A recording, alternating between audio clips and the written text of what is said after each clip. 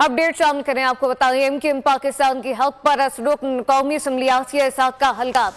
232 यानी कि मुख्तलिफ सेंटर पर के इलेक्ट्रिक के अमले के साथ छापा है और सेनेटर के इस वक्त फीडर लोड शेडिंग से मुताल्लिक मुस्तस्ना करवाए गए हैं, जबकि सिंध के बजट का 95% बजट देने वाले शहर के बच्चे इस वक्त आपको बताएं कि दरियों पर बैठकर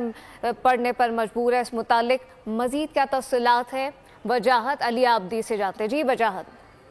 हाँ जी, देखिए मैं आपको बता चलूं, मुत्तहिदा कौमी मूवमेंट पाकिस्तान की हक परस्त रुकन कौमी असम्बली आसिया इसहाक ने हल्का NO 232 के मुख्तलिफ इलाकों के अंदर कायम सेंटर्स के ऊपर दौरा किया था, जिसके अंदर आसिया इसहाक की जानिब से बताया जा रहा है कि जो सेंटर्स हैं उनमें बच्चे जो हैं जमीन के ऊपर दरियों के ऊपर बिछाकर बिठाया गया है, जिसके ऊपर पेपर दिया जा रहा है जो एक गैर अमल है, जिसके ऊपर आसिया इसहाक की जानिब से बोर्ड इंतजामिया के ऊपर तक बरहमी का इजहार किया गया और के इलेक्ट्रिक के साथ भी बरहमी का इजहार किया गया कि उनके जो सेंटर्स कायम किए गए हैं वहां पर लोड शेडिंग की जा रही है, जिसके ऊपर आसिया इसहाक ने फौरन मुतालबा किया कि बोर्ड ऑफ सेकेंडरी एजुकेशन से फौरी तौर पर यहाँ पे कुर्सियां फराहम की जाएं और लोड शेडिंग का मसला भी हल किया जाए।